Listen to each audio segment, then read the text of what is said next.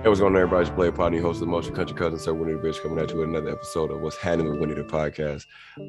This is my homeboy Kenny Spudz out of Idaho, but he's one of the up and coming West Coast rappers. How you doing today, bro? I'm good. I'm happy to be here. How are you? I'm good, man. Slowly been dropping singles, probably like once a week or once every 2-3 weeks, once a month, something like that. Bad Chick just came out. Banger of a track, bro. Banger of a track. Appreciate it. Thank you. Yeah, man. How long One you at a been? time. That's literally it. Just slowly, one song at a time to build your portfolio, shit like that. Absolutely. But I know your portfolio is a little thicker than what the Kenny Spudz moniker has shown, just because of all the things you've done in the background of hip hop, at least on the West Coast. We're gonna get on that in like the underground West Coast scene here soon. A lot of people, man, are gonna watch this and be like, Kenny Spudz from Idaho. What the fuck is that?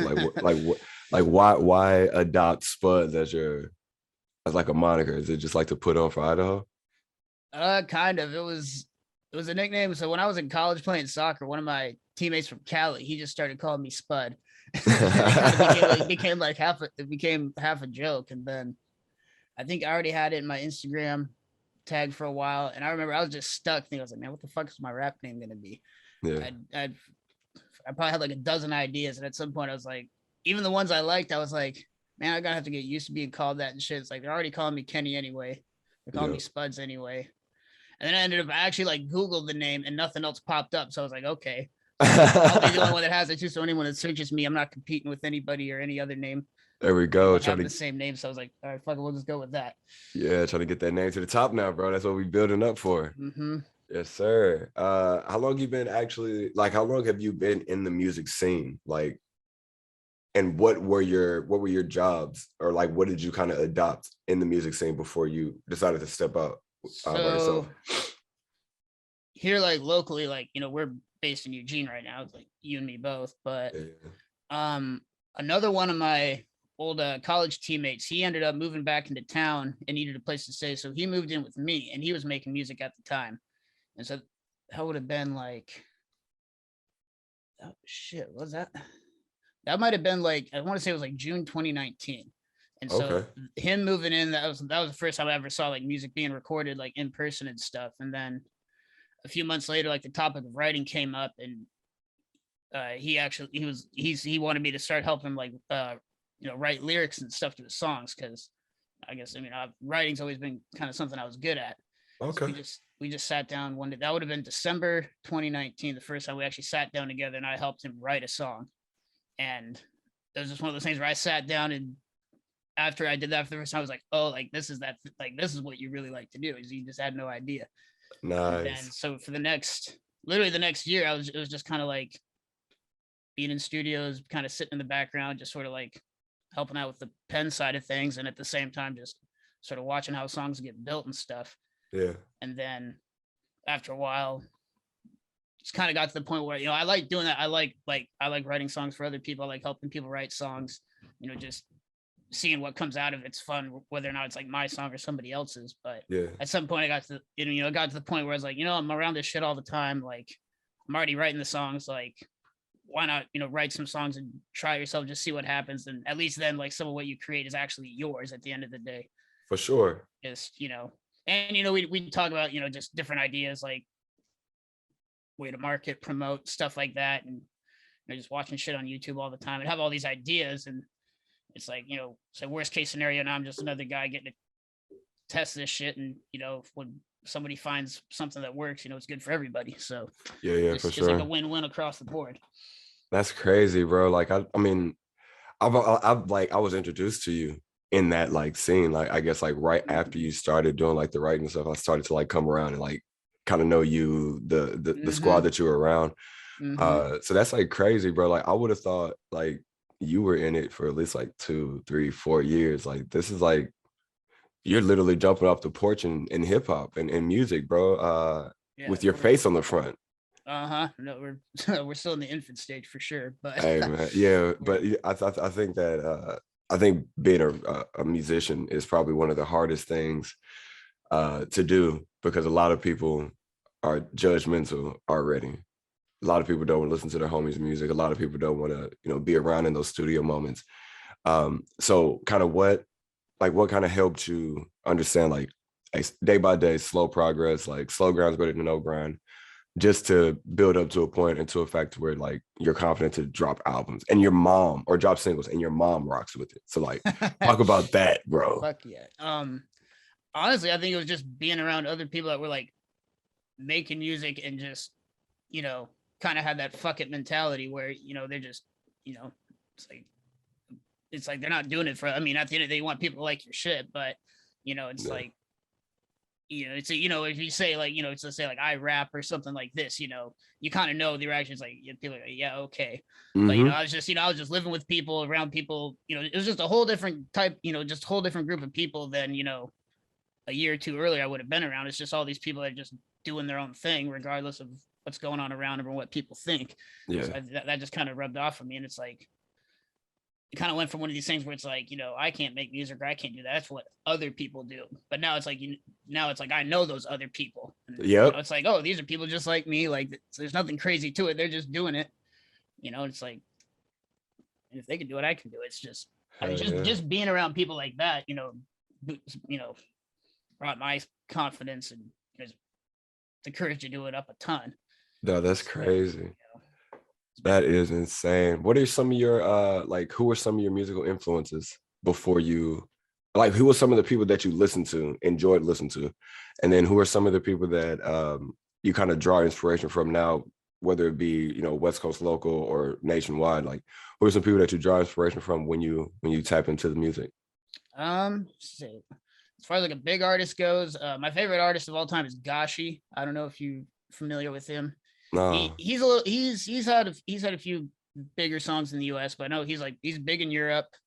Okay. I really like the range of music he makes, like emotionally, the sound of it and everything.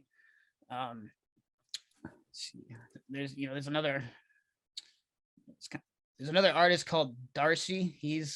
I don't know if my stuff really sounds like him, but I like a lot of the music he makes, and he's big-ish, but I still haven't met a lot of people that know of him. Yeah. And as far as like, you know, local artists go, obviously the guys I was working closely with, Elganai, he's actually back in Seattle right now, but he's the guy who kind of got me into this originally. So just shout out. You know, every time I send him something or, you know, send him an idea or something, if he says he likes it, like that always feels really good because, you know. Hey, that's tough when you have like somebody who's in music that you kind of like listen to and you rock with and you like, and then you start to step into that realm and you send them shit and they're like, keep going. Yeah, him, the only Was. So he's overseas right now, but he should be coming back soon. He's a guy that really helped bring my confidence up a lot too.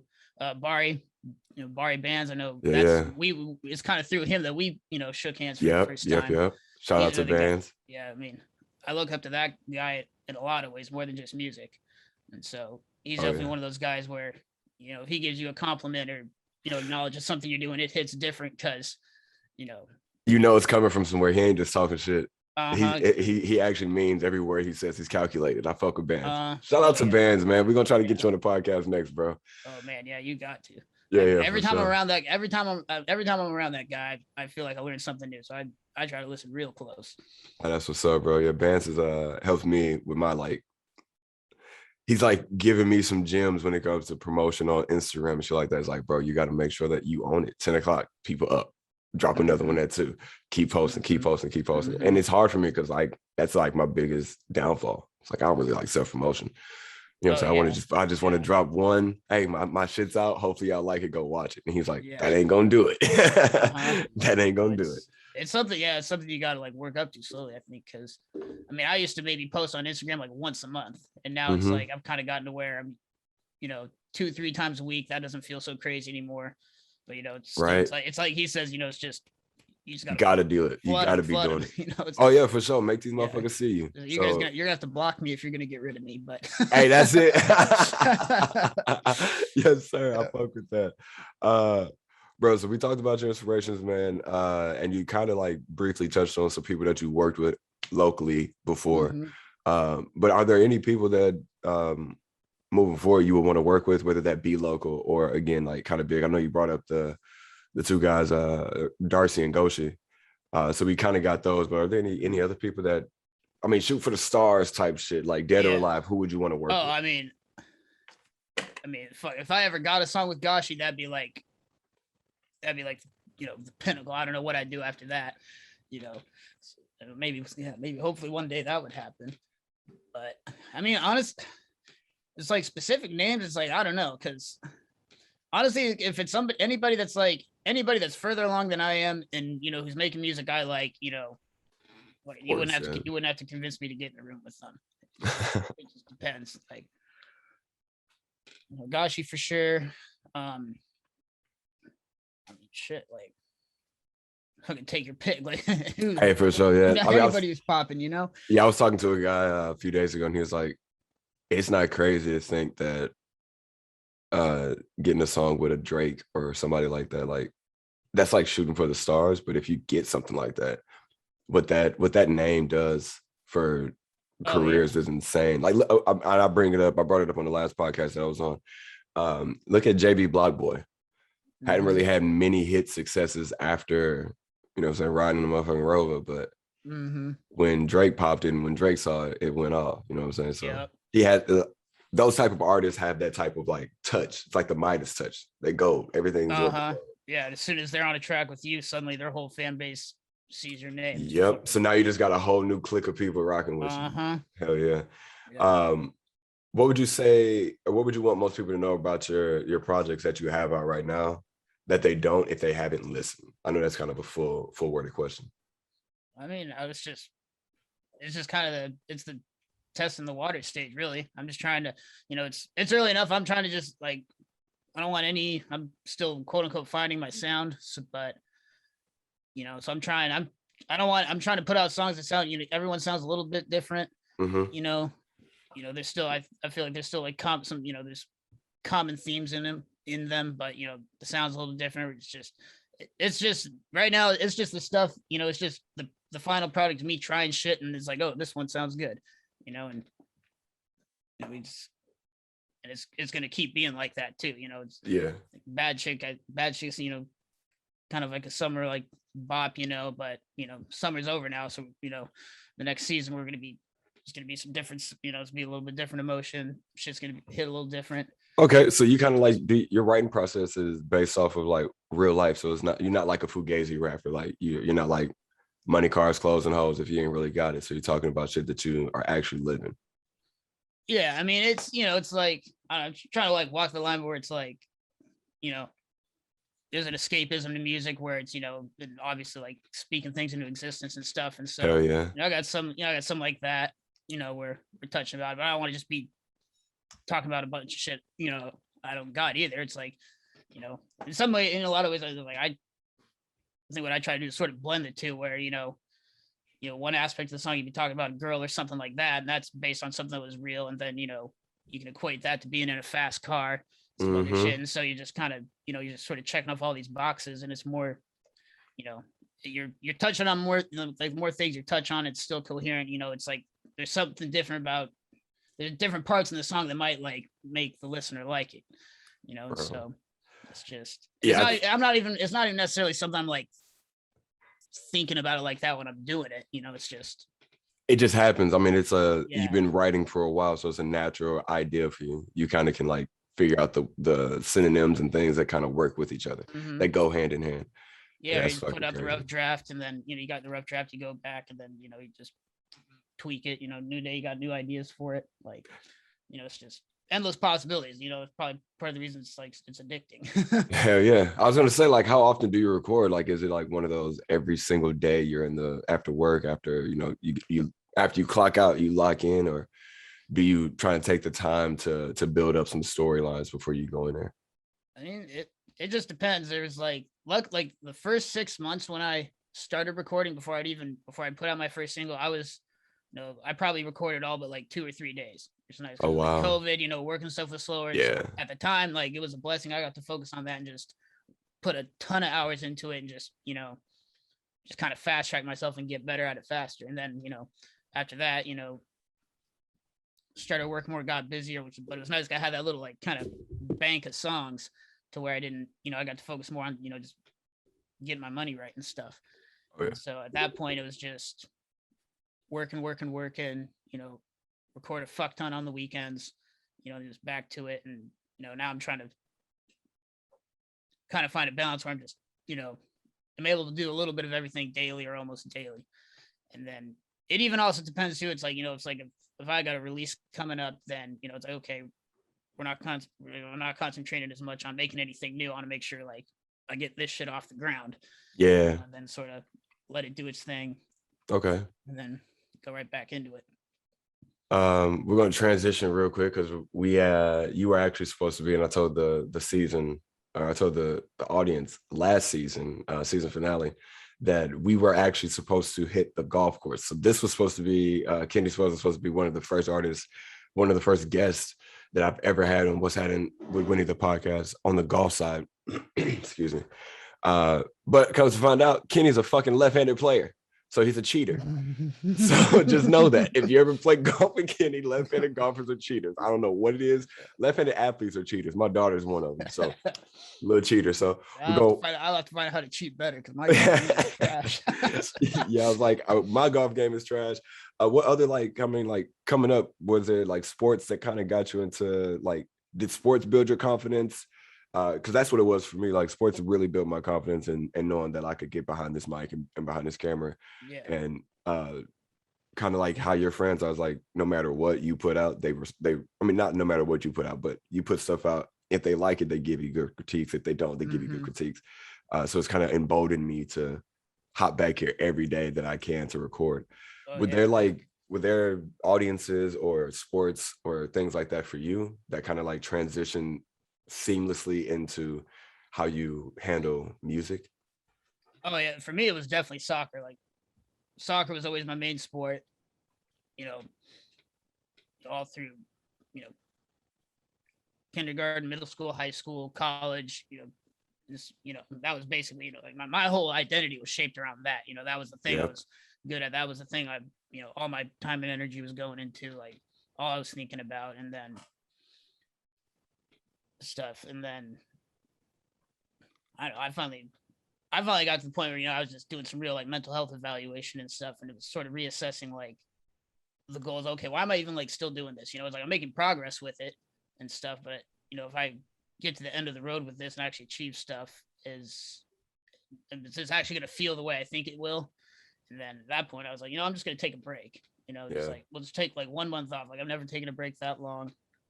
And then that went right, literally like a couple weeks into that break I was taking, like COVID started. I, sat down for that first session, did that, and I was like, oh, like this is really the thing.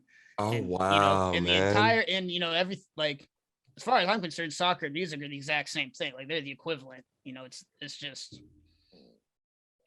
every aspect of music, it's like something I can relate back to soccer. And so it's just, it's kind of like we're starting it all over, but now it's something I think it's more something I was made to do more so than soccer. I just didn't know it at the time. Yeah. If that makes sense. Oh no, for sure. It makes sense, bro. I think that's the same thing with me. COVID hit. Well, before COVID, it was like 10 years, 20 years before COVID hit. I was coming out of college and all I knew was track and football. So I was like, this is who I am. And that's not. So it kind of took some baby steps, talking to people, getting out, going to comedies, like going to do stand-up, things like that. People like you talk well. You know what I'm saying? You're a funny dude, you talk well. And then, hanging around the people that, we were around. Like I was coming around cooking, coming around taking pictures, trying to record, just trying to find like more of a creative niche that I had in my life once COVID hit. And golf recording and podcasts all came together and merged seamlessly. So I thank COVID for what it's done for my creativity, because without that, I feel like I would have still been working a 9 to 5 for somebody else, and I wouldn't have been able to do this. So shout out. The creativity thing, man. That I think there's probably a lot of people out there that they don't realize how creative they are. Speak on that. Just because I know the way it was for me. It's like looking back now, I can think of like, these mini creative outlets I had, it's like different phases. Like, I know you're really good at the cooking thing, but there's a time where I was like really, I would like making my dinner was sort of like my creative outlet. And I didn't even realize it at the time. But it was like the thing where I was actually making something. And then you know, like we touched on before, you know, suddenly, you know, around all these creative people and stuff like that. And it's just, you know, like, it kind of makes you realize, oh, I've had a huge deficiency in this. Like, I've been starved for this. Exactly, bro. Mm-hmm. And I think that's when you say you're in your infant stage, I call it level 1. You're just level 1 at this point. Yeah. So by the time you get to like level 2 and 3, it's just going to elevate your game. I say it like this, you're kind of like LeBron James when he came into the league. You know, kind of think of it like that. Like he was a rookie, 18-year-old kid playing with grown men. So now you look at LeBron James, he's complete. I mean, besides like championships, he's complete. So, I mean, just got to like look at it like that. It's like, I mean, if you're young in the game right now and you are understanding that you have been self-deprived or like deficient of being a creative or putting out some things, like, because like you said, it doesn't matter. You are the only Kenny Spudz right now. People type it in. It's like Pitbull. When people type in Pitbull, they see the rapper before the dog. So I mean, I know that's like, that's the end goal is for all of us, not notoriety, but for all of us to get our content out there that can touch somebody that, you know what I'm saying, that probably feels the same way. Shit. It's not just about, you know. Yeah, bro. Like, so speaking on that word, I'm gonna give you a minute and a half, 2 minutes to speak on what you want your legacy to be in this music shit, and then break down what you have going on for yourself, in a sense of like new projects, EPs, anything like that. Anything you want people to know about Kenny Spudz, do that right now. I'm going to give you full cam by yourself. You. Oh, shit. Well, I want people to think of Kenny Spudz. I want to think, damn, he's a damn good rapper. He's a damn good songwriter. You know, he makes, you know, the music he makes, you know, it touches on something that, you know, it's something relatable, whether it's, you know, something to make you feel happier or, you know, get you through something, getting you through something hard. Obviously I want, at the end of the day, as the platform grows and stuff like that, I want it to be like a positive influence, something where it's, you know, people hear the music or meet me or everything like that. It's, you know, for whatever, you know, however they come in contact, you know, with it after the fact, you know, their day's a little better, you know, that maybe it helped got their mind a little more right. You know, it's just, you know, just finding that balance where, you know, you're doing something that, you know, is good for you and helps, you know, is enriching your life. And at the same time, it's, you know, it's radiating that out to other people. Yeah. And just, you know, I think it's another one of those things where it's like, as I get further along with it and stuff, the final vision of what like I want it to be, it will get high, it'll become more high resolution too. But it's just kind of, we're just orienting ourselves right now. You know, so, you know, this works, that works, you know. For sure. All right, now give me words to, like, if you had a cloud or a moniker that followed you, some words that you live out right now. Say fucking high hopes and low expectations, and then truth, honesty, and willpower. Damn. Y'all heard it, man. Y'all heard it right here, bro.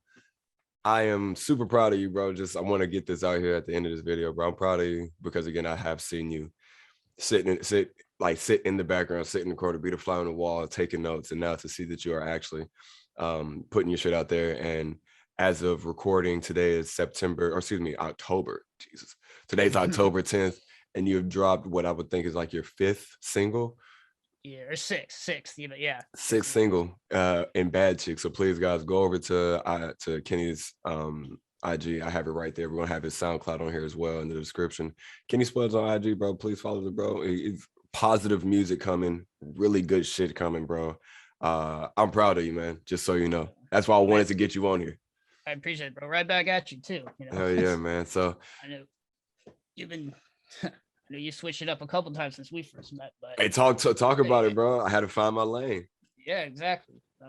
And there's definitely something to be said for people that are really good at multiple things. Like, I mean, whatever it is you're focusing on, you know, because whether it's chefing it up, golf, this kind of stuff, you know, I know, like you say, you're multi-talented. I appreciate that, like brother. That. And you know, I love listening to your shit. You know, it's just positive. You know, it's positive, good shit. I think, you know. Yeah, I'm gonna talk my shit. The way it makes me feel like I have a feeling it's exactly what you're hoping it. I appreciate that, man, because I really just want people to. I want this podcast and this platform to be something that people just listen to and like pick up bits and pieces of it. If you rock with it, if you don't, you can leave them bitches there. But at the end of the day, we just a community trying to grow with each other, within each other, and to see each other prosper. That's literally my end goal, straight up and down. So with that being said, man, I am your Playa Potna host of the Motion Country Cuzzin. That right there is my man Kenny Spudz. He is one of the up and coming rappers on the West Coast. Please don't sleep on him. I appreciate you all for tuning in, man. This has been another episode of What's Happening with Winnie the podcast. I love you all. Make sure you tell somebody you love them. Peace.